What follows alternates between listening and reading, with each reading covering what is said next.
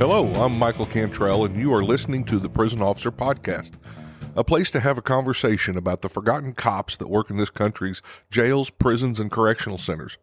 A place for me to try to make sense of a career spent working inside the fence with some of the greatest people that nobody sees or recognizes for the important job they do to keep this world safe.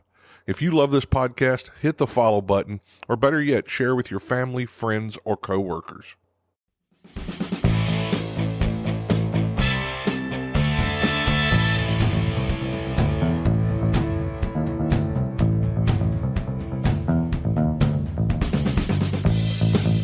You know, in my 29 years of corrections, I've faced many situations where de-escalation wasn't enough to resolve the situation. And of course, lethal force was way out of the question. And that's where pepper ball comes in, makes the difference. Pepper ball gives you options: standoff distance, area saturation, the ability to resolve situations without actually going hands-on. I've deployed it multiple times, and it works. It creates space, it changes behavior, and it keeps everyone safer. As a pepper ball master instructor, I've seen agencies transform their use of force outcomes by adding this tool to their toolkit. It's not about being soft. It's about being smart and effective. If your agency is looking for a proven, less lethal solution that actually works in the real world, reach out to Pepperball, www.pepperball.com, and tell them the Prison Officer Podcast sent you. Hello, and welcome back to the Prison Officer Podcast. My name is Mike Cantrell. Today, my guest brings 27 years of government service and a wealth of tactical expertise to today's conversation. As the Corrections Section Chair for the National Tactical Officers Association, he's dedicated his career to training tactical officers from around the world, specializing in crisis management and emergency response. He's also a less lethal chemical agents and flash sound device instructor with NTOA, equipping teams with the skills they need for safe and effective operations in the most challenging environments. Beyond the training room, he serves as the Director of Strategic Partnerships and Agency Liaison at the So-Right Company, where he continues to shape how agencies approach use of force standards, operational safety. His expertise spans the full spectrum of tactical operations, from less lethal applications to the decontamination protocols, always with an eye towards protecting both officers and public in high-stakes situations. Please welcome Robert Sorensen to the Prison Officer Podcast. Hi, Robert. Thanks. Hi, Mike. Thanks for having me. It's a pleasure. Absolutely. You know, in the Bureau, I knew your name. I got to take a class from you with the NTOA FS less lethal class. But I always heard your name because we kind of worked in the same circles with disturbance control and less lethal stuff. And you were always one of those people I was looking up to and getting information from. So I'm really excited to get you on here, number one. And number two, to see you still in the business after retirement, keeping that going. Absolutely. Same thing. I remember that class at USP Canaan that you guys came. I think you guys were activating Thompson at the time. And and had you in that class. So it's a wonderful way to keep plugged in. And, you know, when I start talking a little bit about my story, you guys will kind of see how that teaching and that instructing kind of scratched an itch, if you will, of kind of how I wanted my career to go. So. Excellent. Yeah. Well, that's how I like to start. I always ask, how'd you get into corrections? Because that always fascinates me. None of us came into it the same way. So tell me how you got into corrections and how that path took you into your career. It's actually wild. So I grew up in Northeast Pennsylvania and out in the country. I was a country boy, did a lot of stuff out in the woods, and I was an Eagle. I'm an Eagle Scout. I was a lifeguard at Camp Tuscarora. So I spent a lot of my summers outside and did a lot of those things with the scouting. So always an outdoors kid, in sports, all those types of things. So I when I graduated high school, I wanted to be a biology teacher. I really loved biology. I loved nature. Loved all that stuff outside. Cool. This is right, wild. Yeah. So I thought I was going to be a biology teacher. So I went to school for 1 year. I went to East Stroudsburg University, and you know, my mom and dad didn't have a ton of money, and they said, "Hey, you know, I have 6 siblings in my family. There's 6 of us. So wow. Yeah, big family." Yeah. And we're all really close, and you know, we all stay in touch, and we're still really close to this day. But money's always an issue, and so I joined the Army.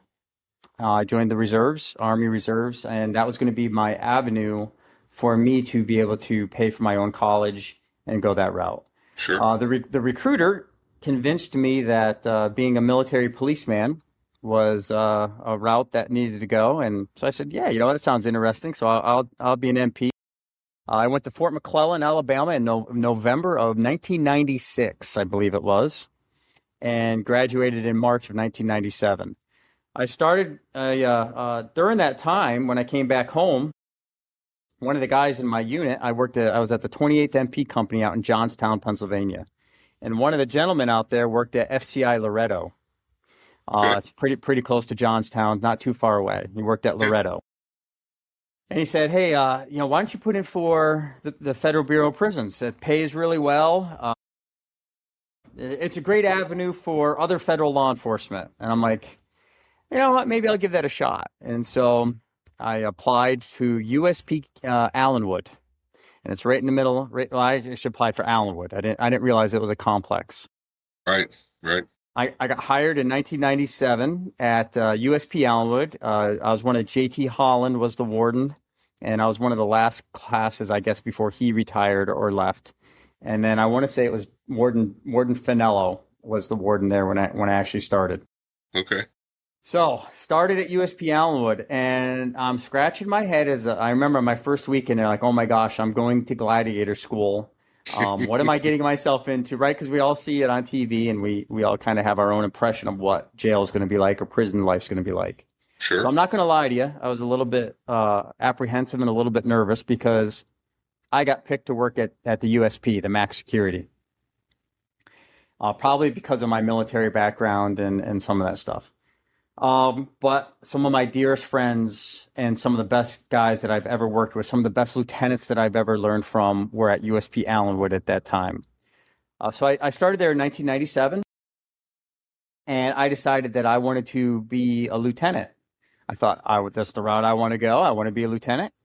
So 2005, I applied and I got promoted to FCI Raybrook up in Lake Placid, New York. That was a change. That was a big change. So my wife and I packed up our two children. We had two kids at the time, and we moved to Lake Placid, New York. And it's cold up there. Yeah. Beautiful country, but it's cold. And so I learned a lot about being a supervisor, of what not to do, and kind of some hard lessons learned that way. That's an old school institution. Yeah. But it taught me some valuable lessons. And so where I grew up in Northeast Pennsylvania, just north of Scranton, Pennsylvania, USP Canaan was coming online, another maximum security penitentiary. And so I applied to go down there. So in 2007, I was promoted to GS-11 lieutenant at USP Canaan. And so a lot of those lessons that I learned from being a GS-9 junior lieutenant at FCI Raybrook, I brought them to USP Canaan, and I knew how I needed to act a little bit differently as far as a supervisor goes. Right.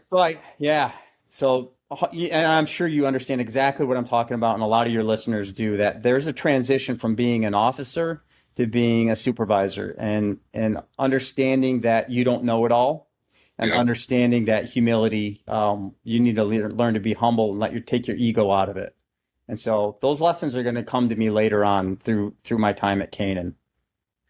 So I started in January of 2007 at USP Canaan, and I went right to that evening watch shift. In November of 2007 was my first major disturbance at USP Canaan. I had a big, huge gym incident, big, huge gym riot that I was the evening watch lieutenant. Right. And taught me some valuable lessons. I was scared to death, Mike. Sure. I remember standing outside of that door, and I don't know if you've ever seen that video, but I'm more than happy to share. We show it once in a while in our NTOA classes. But I put that out there, and I learned that I didn't know what I didn't know, and never once did I teach my officers about less lethal. Never did we do any kind of contingency training or tabletop exercises from the time I got there to that November. Right. And so I learned some lessons on that first incident that, hey, I need to start training my guys and gals, and I need to train myself on how to deal with some of the stuff. So that was a valuable learning lesson for me, a very humbling experience for me. It worked out in our favor, and we did that correctly. But I credit that to the staff that were with me that night. A lot of those senior officers helped walk me through some of that stuff. But I was scared to death, Mike. Scared to death of there was 200 inmates fighting and with weapons and all kinds of stuff. So that happened in November of 2007. I was kind of labeled as the Black Cloud Lieutenant because it seems like anything that bad happens kind of happened on my shift. But that's okay because you learn a lot through those experiences. Absolutely. Yeah. Fast forward to, I believe it was 2009, 2010 timeframe. We have another gym disturbance, and a little bit different this time. Instead of inmates fighting with each other, I get a call on the day watch operations lieutenant, and they say, "Hey Bob, hey LT, you need to come on down to the gym. I got groups of inmates, kind of grouping up on either side." So I'm like, "This is deja vu all over again." This is November. And what was different about this one is we had a brand new captain come in by the name of Michael Brecken. And I'm sure you know Michael Brecken very well. Yeah, I do. But I credit Michael Brecken with a lot of the stuff that I've learned. Robert Farley was an associate warden at the time. Dear friends of mine to this day. I speak to both of those guys quite often. And so I learned a lot from them. And I go down to the gym and I see groups of inmates on either side. And so again, we introduced some less lethal stuff and it goes in our favor. And looking back at those incidences, I learned that the mindset, and I've said this before in a couple other podcasts and a lot of my training classes, I talk about less lethal a lot. And we threw sting ball grenades in that gymnasium. And a sting ball is a sting ball. It's going to do the same thing no matter if I'm inside or I'm outside. The less lethal tool is going to be the tool. Right. But what changed in the first incident, it took like one sting ball and all the inmates got down on the ground. The second incident that we had, Mike, we threw 8 sting balls in there and they did not get down on the ground. Didn't have the same effect. Yeah. And so go ahead. I remember pepper ball when it first came into Leavenworth. The first time the inmates had never heard that pop, pop, pop, pop. I mean, they hit the ground like we were shooting guns at them, And then the second time they realized, I could take a couple of hits before I go down. They didn't go down as quick. Yeah. So they definitely get used to it. They get used to it, but what I learned changed is the mindset of the inmates, right? In the first incident that I had, the first disturbance or riot, whatever you want to call it, they were mad at each other and they were fighting at each other and they were looking for a reason to stop. And so we were that reason to stop. We were kind of that lifeline to give them an excuse to stop fighting, right? Because some of them aren't committed to doing what they're doing. The second incident, we were doing mass shakedowns because Mike Brecken was coming in as our captain and we were trying to clean out the institution and doing mass shakedowns on each unit. And this unit particularly did not think that we had the right to take some of the stuff that we were taking. And so they were gonna go against us. And so they were mad at us. So their focus was us. And so that makes a big, huge difference when we start looking at less lethal, when we start talking about tactics, is the mindset of your individual and who they're focused at and how effective these tools are. So having contingency plans, I learned from that. So that was another lesson learned through my career. So fast forward to 2012, I was promoted to an emergency preparedness officer. And as an EPO, you well know, you're very familiar with what an EPO is and what they do. But an EPO, and that was probably one of my favorite jobs in the Bureau because I was involved in all the crisis management teams, finding training, creating training exercises for them, buying gear, finding gear, all that fun stuff that we like to do. Sure.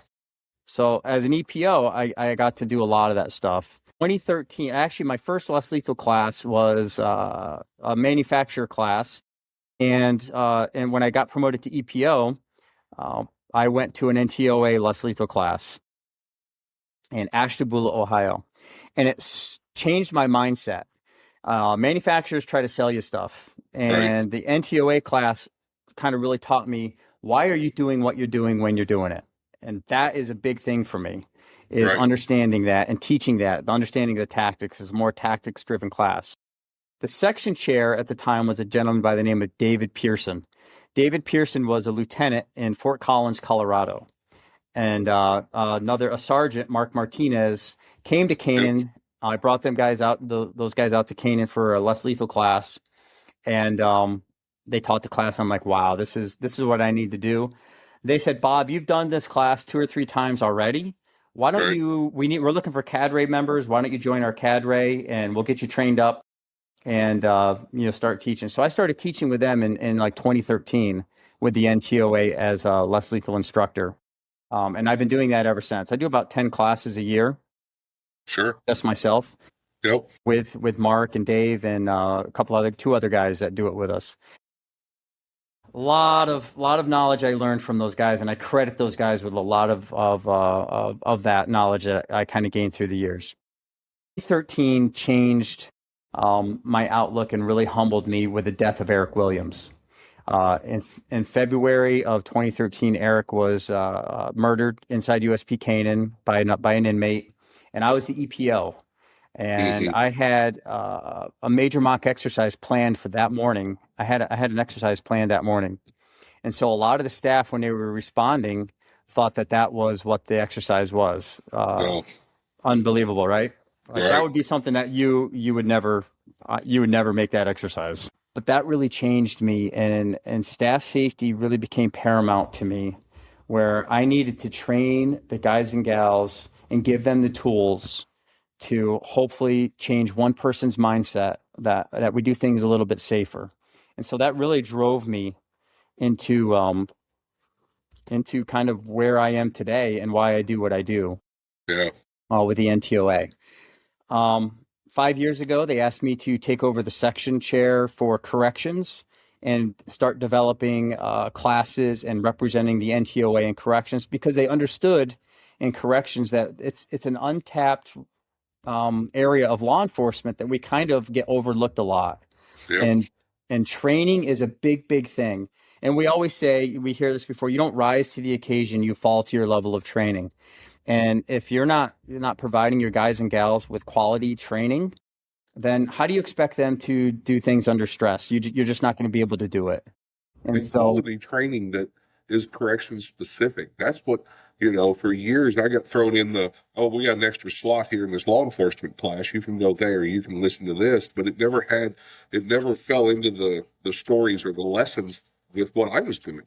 So that's great that they're looking specifically to give corrections that training. That's one of the things Command Presence and ILETA have been working on also, is to get in there and give something to corrections specifically.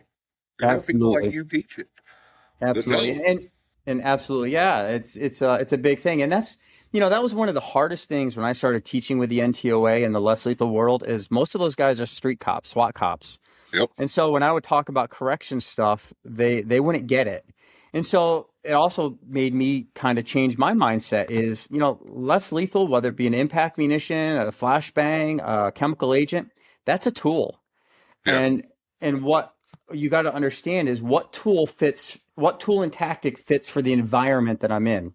And when you look at environment, it could be the weather, it could be a jail cell, it could be a trailer park, it could be a vehicle.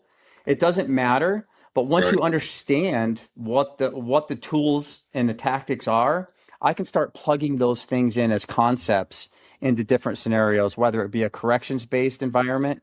And I will tell you this, that correctional officers are probably, and I've heard this from sheriffs and I've heard this from the SWAT cops, those that have worked corrections first really credit their experience or credit their ability to be able to communicate to those years spent in corrections, because that's one of the things that I think is really strong, is our ability to communicate and to understand what's happening around us, because we're surrounded by that stuff. And if you're not a good communicator, you're going to have some issues. So that kind of question. Yeah. While we're talking about all this, one of my biggest challenges was always leading up with less lethal, because I had this breadth of knowledge that I had developed, and I went to the classes and I'd used it, and I wasn't scared of it, and I knew when it came in place, how much safer it made staff. But then I had the associate wardens and the wardens that were absolutely scared of letting me pull a trigger on something. Then I'd get one that didn't, like Brecken. I'm sure you had no problem whatsoever explaining to him what you needed. But then I had others that had come up through maybe another part of the Bureau or another agency, and they were literally scared. And I had to train associate wardens and wardens. How much did you run into that? Oh, a lot. So what I did is once I understood OODA loop, right? You understand Boyd's loop, where you understand how to orient and decide, act, all that, observe, orient, decide, and act. Right. It's not only for tactical situations, it's also for administration. And once I understand how to, I don't want to say manipulate, but play politics, Sure. What I would do is once a year, I would take all the exec staff out to the range, and we would lay out all the less lethal stuff out there, and we'd give them a short little class, and then we'd let them pull the trigger on a lot of those things, and we let them play with those toys and play with those tools, if you will.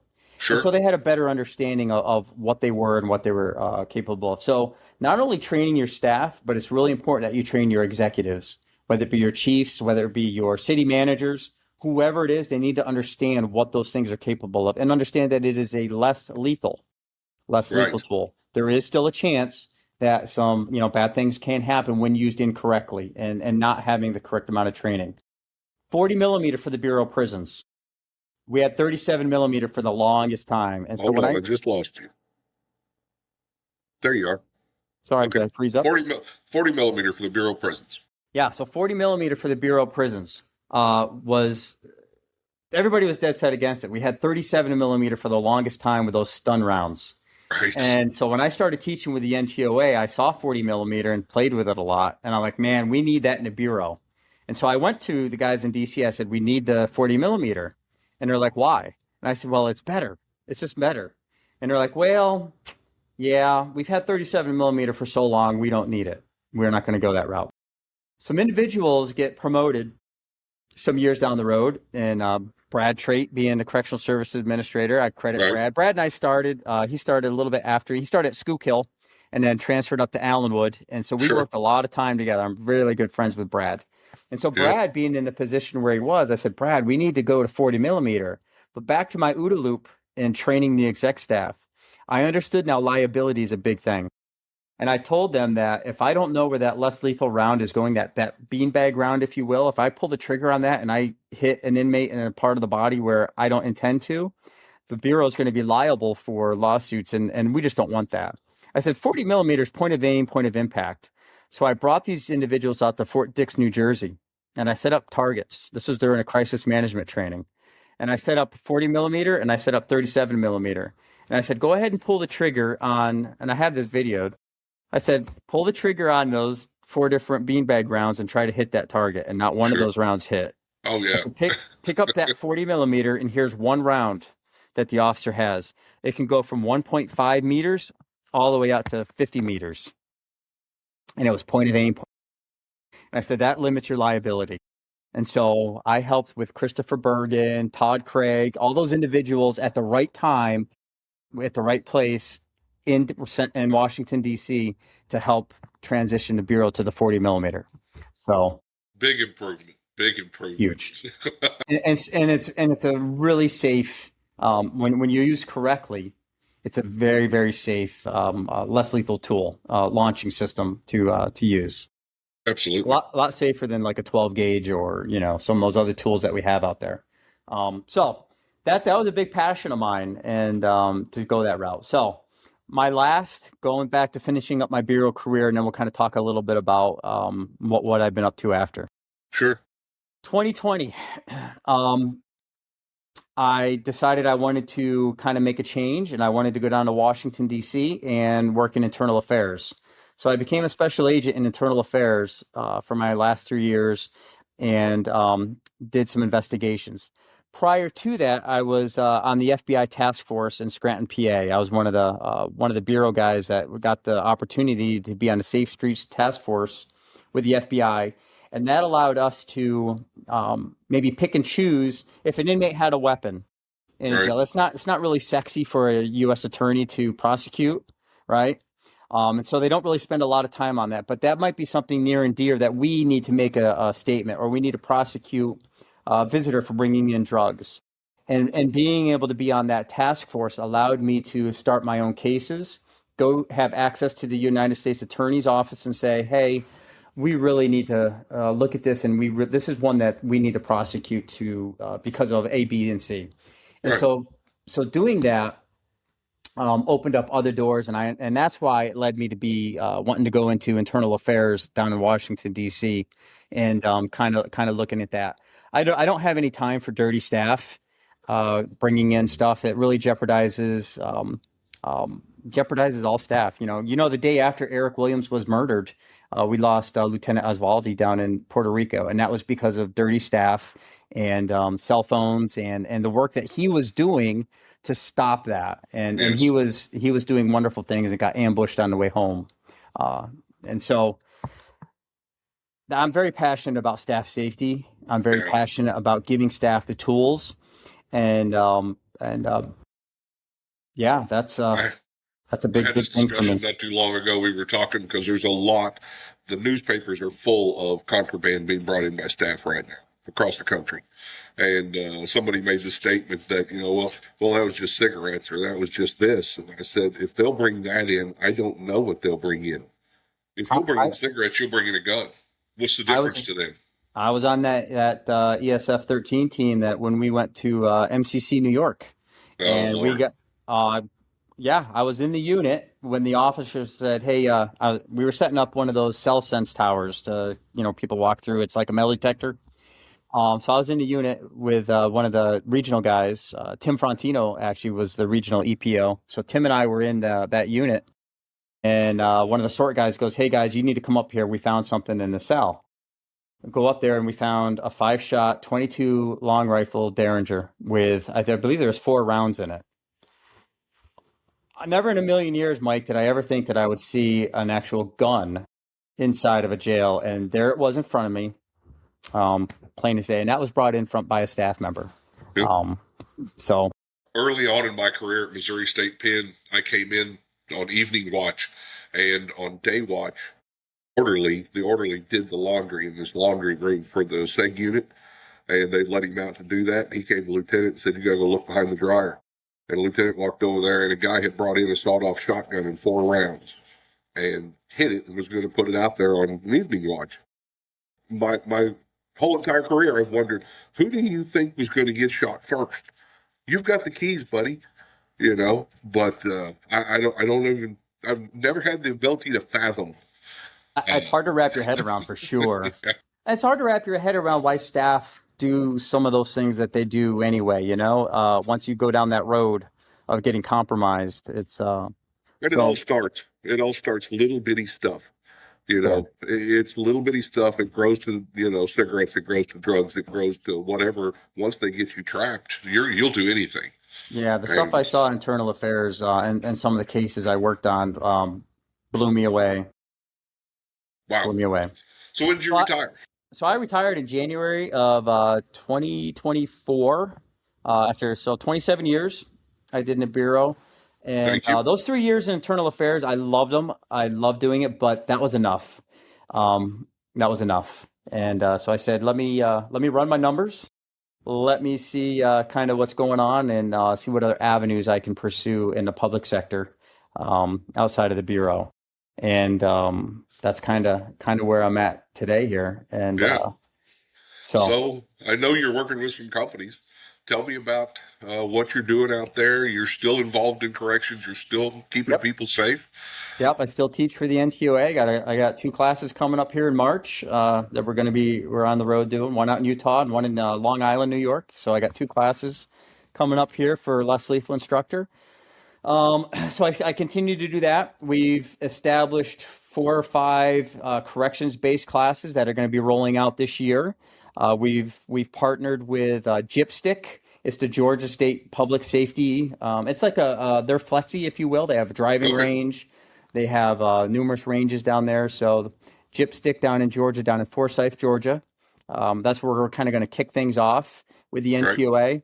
They have their own jail cells down there, They have a courthouse. So we can start kind of integrating all those types of things. And it's like FLETC, honestly. Right. It's like Georgia's FLETC. So those are going to be rolling out this year. We're going to also be doing some web-based stuff with crime scene. I got some guys that were wonderful with crime scene processing. That's not 100% my bag, but there's a need. Right. And some intelligence. We have some counterterrorism individuals that are going to go ahead and do some classes for us to help. Local jails don't get access to that information, and so if we can provide that to them, that's a bonus. So we're doing that. I continue to do that. I got approached by a company called Robo Rounds back when I first retired, and Robo Rounds created a round that was an anti-drone, anti-robotic centerfire rounds with 9mm to stop robots, which I thought was okay.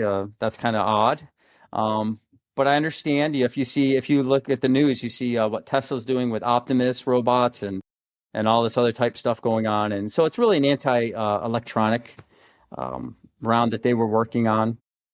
And then they had a 68 caliber ball, which is like a pepper ball, paintball, specifically for anti-drone. And I said, now that is something that is a problem for the Bureau. We see all the drone drops with contraband and keeping staff safe. So I said, I think I can help there. Right. They also had a round for breaking tempered glass, and it was filled with powdered bismuth at the time, and really heavy round. I tested it out, and I'm like, it's not working. And we talked about looking at spark plugs. And if you look at a spark plug and you crush up that ceramic, right, and you take pieces of that ceramic, I don't know if you've ever seen YouTube videos of that. You take those pieces of ceramic and you throw at tempered glass, it just shatters it. And so why can't we do that inside of a ball? And so that's kind of what we looked at doing. And we created a round ball. Right. And I went to Safelite Auto Glass and did a lot of testing on that and developed that glass breaker round. Approached Pepperball. We approached Pepperball and the sponsor of the Prison Officer Podcast, which Pepperball is the leader in high pressure air, the best of the best out there. So I knew that we wanted to partner with them. And so they licensed that round from Robo Rounds, and you see that now they're selling it. It's called in the VXR shatter round. Yep. That is that round that we designed, and it's really kind of cool to see some of the stuff that you worked on from infancy to where it is now, and it's a round that the officers need out there on the street. So I worked with Robo Rounds for a little while and decided that I needed to kind of transition to do something different. And I was at the national conference in Washington, D.C. this past year, and I came across a booth at the trade show from a company called So Right, based out of Nashville, Tennessee. And they make a product called Decon. They make 3 products that I'll talk about, but the one that really, really piqued my interest was called Decon. It's a purple top. Yep. And it claimed to oxidize fentanyl, xylazine, meth, cocaine, drugs, narcotics within 60 seconds. And I'm like, wow. Because we know what happened at USP Atwater last year with Officer Fisher, right, in the mailroom. Right. Overdosed on drugs that were being sent into an inmate, probably fentanyl based, and they credit that line of duty death to him. So another officer had to lose their life because of not having the right tool. So I saw that purple top, and I'm like, oh my gosh, the Bureau of Prisons has to have that. Actually, all prisons have to have that. Police officers have to have that on them. Right. That's a tool that if you come across a powder or a trace amount that you don't know what it is, I can spray that down, and through the method of process, it oxidizes it and makes it inert. And I'm like, okay, I need to see testing, because if it says, if I'm going to put my name on this and kind of look at it, I need to see that. Well, they spent over $300,000 on testing with Triclinics Laboratory, DEA accredited labs, M1R1, I think it is, or it's another spectrometry laboratory. They spent a lot of money to show that it actually does what it says it does. And so all that is on their website. If you go to soright.com, you can go under proof. All that testing is there that you can see. Okay, we'll And put their so, website in the show notes too, so people can absolutely, get there. yeah. And so their main ingredient is sodium chlorite. So the name So-Rite comes from sodium chlorite. Okay. Okay. And their first product is a disinfectant, and I don't know if you can see that, but I actually use it here at the house. I don't know if it'll come in focus. I'm Right. out of focus, but anyway, you can go I'll to the throw up a website. graphic. Yeah, Okay. it's their disinfectant, which kills viruses, bacteria within 15 seconds. So no other disinfectant does that, as far as jails go, and the main ingredient is sodium chloride. And so one of the gentlemen that was using the disinfectant says, "What does this do?" It was a sheriff. He goes, "What Right. does this do on drugs and narcotics?" And Autumn Ryan, the CEO and founder of the company, says, "I don't know. Let's find out." And so she asked her chief scientist, and the chief scientist says, "Well, man, it'll obliterate it. It's a sodium chloride's an oxidizer. It's Right. safe, right? It's non-toxic, it's non-reactive, so you can mix chemicals and do those types of things, and it's safe. It doesn't degrade nylon, doesn't degrade rubber, so it's as safe as water. The EPA puts it as a Interesting. category of water. Yes, very interesting. And so it obliterates it. So by the chemist being able to tweak a little bit of the ingredients inside of there, made it more effective on oxidizing the fentanyl. And so that's where they came up with that product. Right. In the process, it's a very good degreaser as well. Sodium chloride is a very good degreaser because of the oxidation. And so, being in the less lethal world, they make another product called Defense Cleanse. It's a blue top. It has a blue top to it. Right. And when they approached me and said, "Hey, we want you to look at the Defense Cleanse when you get sprayed with OC or CS, any kind of chemical agent, bear spray. It's very effective on that." And me being skeptical, like, okay, here's another manufacturer saying our product takes away, because you know as well as I We've been do, through this before. we've been through it, right? And none of them work. And what do we always fall back to is baby shampoo. Johnson's baby shampoo has always been. But if I get sprayed with OC, it takes me 30 minutes, 30, 40 minutes to kind of be able to function where I can get behind a wheel of a car and drive. So when we do our classes, we have to factor that time in there whenever somebody needs to be sprayed or have an exposure with that. And so there was no good way. So I said, okay, I'll try out your Defense Cleanse and see what happens. And no kidding, that stuff works. When used correctly with their protocol, they have wipes. You wipe off the OC, and Right. there's a 3-ounce spray that you spray. Very good degreaser. Your eyes are open in 3 minutes. Wow. Yeah. And so OC tears me up. I've been doing this for me years, too.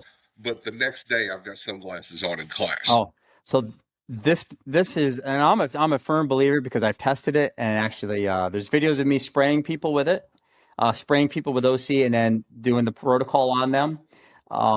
In 10 minutes, Mike, you are be able to be behind a vehicle driving. 2 hours, you wouldn't even know you got sprayed. Yeah. I'm a true believer in that, and it's because of the sodium chloride. It's because of the chemistry behind it, and so we're really kind of getting that out there. I just watched a video that you guys did during SHOT Show. Had Oh, yeah. Chris Carey from Pepperball, Alex, he's out of St. Louis. Forgot the name of that company right off. I'll put it in the notes. Templar? Is it Templar Tactica? Yep. I've met him before. And yeah, so I got to watch him get sprayed. Yeah. And I yeah, sprayed him. Yep, he comes right out of it. So tell me the difference, because here's where I go now, because I work for Pepperball. Pava is not oil based. So does it work on Pava, and why does it work on Pava? So it still works on Pava because of the ingredients in it. Now, Pava affects your lungs a lot more, right? You're going to get that effect inside of your lungs. But Pepperball is working with us. That's why Chris was there, because it's very effective on Pava. It takes away that burn. It opens up your pores and oxidizes that Pava, oxidizes that. So it oxidizes the powder that's on your skin, on your... Yes. Yeah. Takes away the burn on your skin. Now, we all know Pava, that dust is going to get in your lungs. Yeah. And I'm not going to inhale the. It's safe to do that. I wouldn't recommend it, but even with Pava, if once you get out of the cloud, you give it a few good coughs, and you'll get rid of that out of your lungs. It's not going to last like OC does. But on the skin, as long as it's there, it's going to burn. Yes. Yep. So they have wipes and they have the spray that, when worked in conjunction, and either one by themselves are very, very effective. But when you do the protocol where you wipe it off first and then spray, Right. man, you are good to go. And Okay. Chris Carey's a big believer. Yeah. Um, Yeah. with He's a Pepper sales Ball. rep in my area here, so Yeah, yeah. he's a great guy. He's Yeah. very knowledgeable, and as well as I do. You being a master instructor for Pepperball know how effective Pepperball is. Yeah. So Right is that company that does that, and partnered with a couple of those big. We're partnering now with some of the big medical groups, ambulances, and getting it out there. Right. We have some meetings set with some big federal agencies. Actually, I know the CEOs in Washington, D.C. today, meeting with some three-letter agencies and stuff out there to get this product out there, because it's pretty amazing what it does. The fentanyl, the defense cleanse, the disinfectant. It's a wonderful tool. Of course, the That first company. question that comes to mind right now in our society is: this going to be for public use, or are we going to keep it within the law enforcement, within the emergency services, that type of stuff? Great question. So you could definitely go to their website, but there are local distributors. The disinfectant and the defense cleanse are available for anybody to buy. The decon, we are going to keep that to law enforcement, because there is a protocol that needs to be done, because fentanyl is a dangerous substance. Narcotics are dangerous, and if you're not using or not trained on how to use it or what you could do, you can actually aerosol the fentanyl and inhale it. So there's a process and a training that needs to be done. That's why we have a wipe that we'll place over the powder, and then we'll spray it with the actual canister and make it wet. And we always say coming up. keep it from aerosolizing and doing that. So there's a process when you come across a dangerous substance like fentanyl. But however, we are tweaking that and we're coming out with something called Decon Daily, and that should be hitting the shelves where I can buy it. And the question that you ask is do you decon when you get home? Like, think about when you got home from work and you'd wear your boots inside, or you work in a hospital, you wear your boots inside, and your little kids are crawling on the floor. They're coming out with a Decon Daily where you can spray yourself down, even if you don't know you came in contact with any of that stuff, but it'll make you safe. You can spray your boots, spray your equipment, spray all that kind of stuff. And so, yes, that is going to be available to the public. Kids going to college, parents concerned about that type of stuff, germs, MRSA, COVID, all that type of stuff is that is available to the public. Cool. That's just, that's stuff that we didn't even think about 10 years ago that would be there. Or that we needed some of it. I didn't even know. Yeah, 100%. I didn't even know we needed it. I didn't know it existed and until I saw it. And then I reached out to them and said, how can I help you? Because I need you to help me. Officer safety is huge for me. After Eric died and all those things and going through that as a staff member, it's not good. And I hope nobody has to do that. And so as a trainer, as an instructor, that scratched that itch of me being a biology teacher. I can teach, but I can also change lives and I can save lives. And I came to realize that if I could change one person, Mike, to do things a little bit safer or better, then we were successful. And I've said that numerous times, and I truly believe that we just one person at a time, and then it spreads. And so right with this product is an avenue for that. And their motto is saving lives. They're out there to save lives, and they're making it affordable to do so, and available to the public.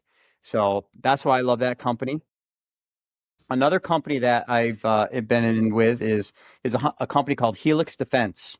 Helix Defense makes 40 millimeter round that is an anti-drone. Okay. So it's when you think about anti-drone rounds, you need something, especially when you're over prisons or you're over metropolitan areas. You need something that has zero collateral damage. I can't be throwing up shotgun rounds in the city or over a prison. And so the round that they have, it entangles rotors. It's more of an entanglement type device. And it is very, very cool, where they can either catch that drone and it'll fall safely to the ground with a parachute, or we can tangle the round and fall from there. kind of got them into some connections that I have with FIFA, and Okay. FIFA is looking for counter UAS solutions, and so they're going to be one of the solutions that FIFA's looking at to using. Yeah. FAA is always an issue, and we got to watch out for FAA and what authorities we have.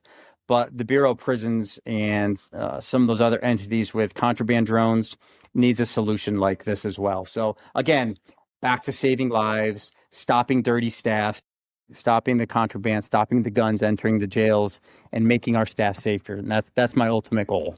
Yeah. How far are we from having a drone? I think we already have it. It just hasn't happened. How far are we from having a drone pick up somebody off the yard and carry them out? That's, you know what, I think we're there. Obviously, we haven't seen it. Some of those drones are very large, Yeah, and they're the carrying rotors on freight them. of some sort. Yep. So I hope we didn't give anybody any ideas by talking about it, but why not do that? As we've seen helicopters in our careers. We've seen Lewisburg when I was at Lewisburg. Right before I started at Lewisburg, there was that whole scheme to have a helicopter come in and pick up those guys off the yard there. The FBI stopped that. Puerto Rico, I know Puerto Rico State, there was we had an inmate that was picked up off the yard from a helicopter, escape. So drone would be the next logical solution. But if they're dropping cigarettes and drugs and cell phones, guns, how many guns are in jails that we don't know? Yeah. It scares me to think about that. And it's so easy to do that now, especially with the drones. Yeah.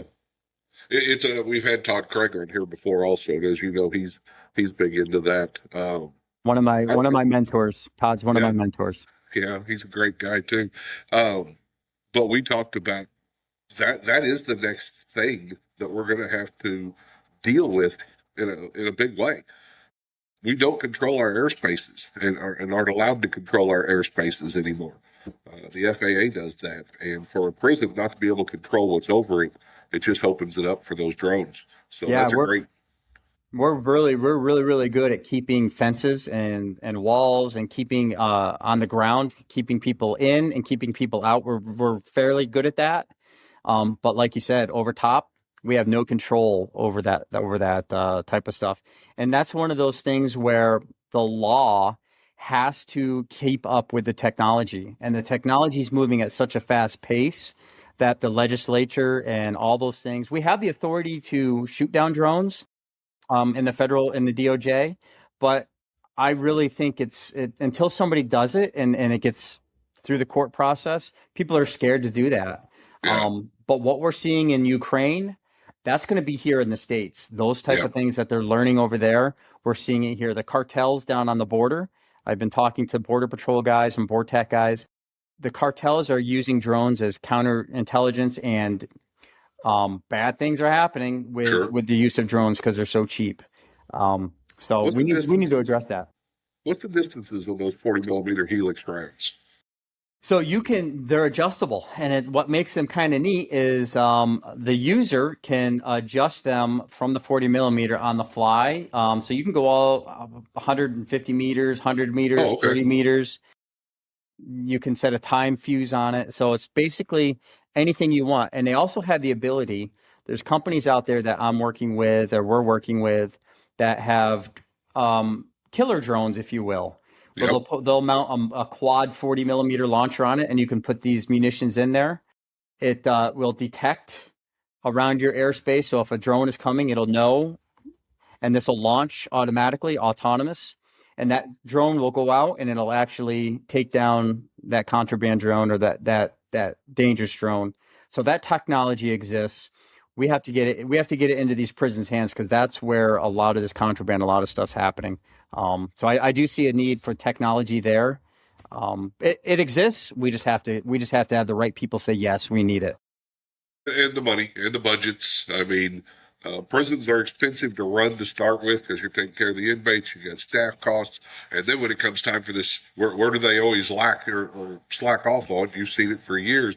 Well, we're going to shut down training for 6 months. We're going to, and that type of stuff. So we've got to get people engaged and have them understand how important this is to have this technology. It's not just it's not just fun to play with. That this is Correct. stuff, like you said, that saves lives. If somebody drops a gun in there and an inmate uses it, 5 shots from a 22, that could be 5 dead Oh, officers. man. You know, It scares me to think about it. It makes a hair on the back of my neck stand up because yeah, I know it's there. I know it's there. Working in OIA, I had keys to the kingdom. You can see everything out there and all the stuff that's happened and happening currently, and we're fast forwarding at such a fast pace with technology and the stuff that they're able to do. It's very scary. 3D print guns. yeah. It blows your mind if you think about what could happen and what's going to happen. It's just a matter of time before those things happen. So we have to equip our officers with the tools and the tactics, which goes back to the training. We have to train them accordingly. It's not good enough to just put numbers, have 100% staffing. That's awesome, and we need that. But we have to give them the tools and the training to make good decisions and use those things correctly. And that's where I love what you do, Mike. Teaching leadership, the side of the house that you do is invaluable, and I admire that part of it because we need good leaders, and they don't just magically appear. They don't, and I tell people that corrections is the breeding ground for great leaders, because just like you talked about your career, who gets the opportunity to make that many tough decisions? If you don't work in corrections, sometimes daily you get to make those tough decisions that grow you as a leader, that grew you as a leader, and And I think part of being a leader for me is, when I was young, probably my ego was really big, and it's all. all of us, right? Especially, being in a law enforcement and thinking that, oh, we're untouchable. Lieutenants, especially, right? We have big egos. But I was really humbled by a lot of things that happened through my career. And I think that only benefits you being a humble and being able to be trained. I learned, I really have the mindset of one of those brand new officers, that comes on the job. I can learn something from that person because they have experiences I don't have. My military experience, I never went to war. My time that I served, those 8 years that I did, I was never in an active combat zone because I was too young for Desert Storm, and then I was too old for when we went back. But a lot of the officers we have today have a lot of combat experience, have a lot of different experiences that I don't have. And if I think because of my position I know more than some people, then I'm making some bad mistakes as a leader. And I think that's important, to have your ego in check, be humble, and be trainable. No matter what stage of your life you're at, you need to be those things. Understand that iron sharpens iron. And 100%. that's what I tell my classes. I'm here to teach you, but I hope that I leave this class with something I can teach others. Yeah. Because there's no way I'm smarter than a classroom of 20 people that work in corrections, So, Yeah. Yeah. It's yep, it's 100% true. There was an SIS lieutenant at Raybrook, and I took a beating up there as a fairly young lieutenant. When you have some really old staff that are up there, you probably understand what I'm talking about. They would beat you up and say, "Oh, what do you know? You're a gypsy." That's the first time I ever heard the term "you're a gypsy." You come in for a little bit, think you're going to make changes, but you're going to pack up your caravan and eventually move. I'm still going to be here. That's where that term comes from, and I understand that. Yeah. And so the SIS lieutenant told me, he goes, Bobby, and he was a homesteader, and Mike Cross was his name. And Mike told me, he goes, the more they whittle you down, think of yourself as a pencil. The more they whittle you down, the sharper you need to get. And that's Nice. one way of looking at it, is take those lessons, learn from them, and then stay sharp, and then teach other people. And that's truly why I want to be doing what I'm doing. I love the training. I love the technology that's out there. I 100% need to believe in a product. I need to see the proof that it does what it says it does. Sure. And that's why I've partnered with some of the companies that I'm working with. And it boils back to staff safety. It boils back to making sure that we have the tools and the technology and the training for them. I know you mentioned a couple of classes in Georgia. If people want to go see So Right, some of these other products that you're working with, you got anything coming up? So Right is going to start making their own training. And so I'm going to help them establish training. And so that is an important aspect of it. So that will be starting. If you go to sowright.com, you can start seeing some of their training. The individuals they have are wonderful. They've Charlie Noonan is going to head up the narcotics side of the house. Charlie's a retired DEA agent, so he's very involved in the decon of the fentanyl part of it. Rob Havasice is heading up the canine, because think about canine dogs.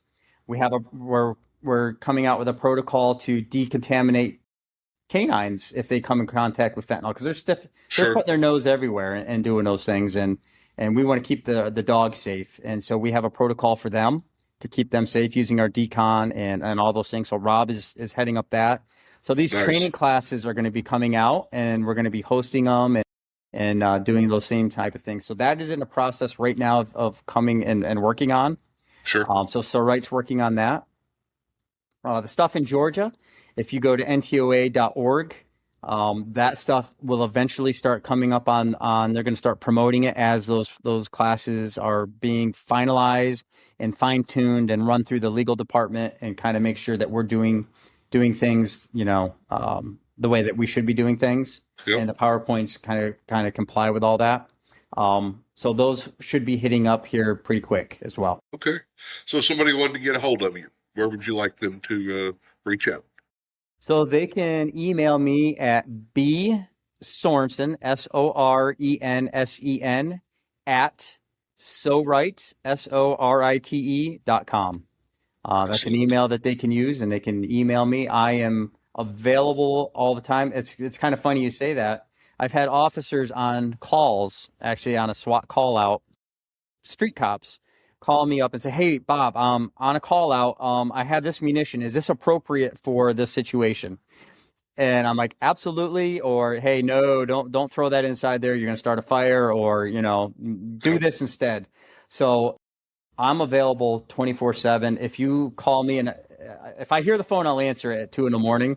If there's an emergency and somebody needs it and needs help, that's what I'm all about. I'm all about saving lives and helping our fellow officers do the right things. If we know better, we need to do better. And I'm a firm believer in that, Mike. Thank you so much for coming on the podcast, Bob. I've been meaning to get you on here for a while. It's taken a little bit, but I'm glad we got to talk, and maybe we'll get you back on here. I want to keep up on some of this stuff. It's pretty interesting. Absolutely. It's a pleasure. Our careers are intertwined, and I've always admired you, and I admire what you're doing here with the podcast, and I admire what you're doing with Pepperball.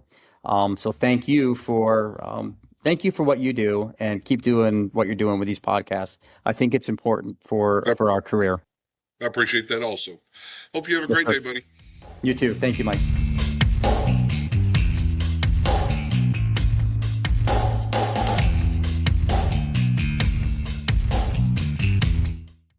If you enjoy these podcasts, the best way to support the Prisoner Officer Podcast is to share these episodes with your friends or family on social media.